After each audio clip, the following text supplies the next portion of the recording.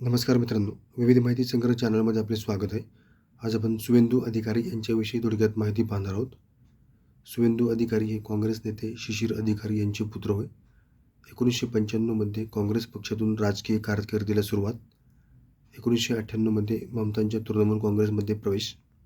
2006 मध्ये कांती दक्षिण मतदारसंघातून पहिल्यांदा आमदार झाले. 2007 मध्ये नंदीग्राम भूसंपादन विरोधी आंदोलनाचे नेतृत्व केले. याच नंदीग्राम आंदोलनामुळे 2011 मध्ये ममता बॅनर्जी सत्तेत आल्या.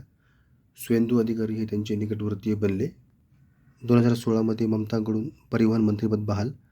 2020 मध्ये ममतांचे भाचे अभिषेक बॅनर्जींशी मतभेद, तृणमूलचा राजीनामा. 2020 मध्ये भाजपात प्रवेश. 2021च्या निवडणूक प्रचाराचा चेहरा. 2021च्या निवडणुकीत भाजपाचा पराभव, मात्र अमित शहा सुवेंदूंना बळ देत राहिले.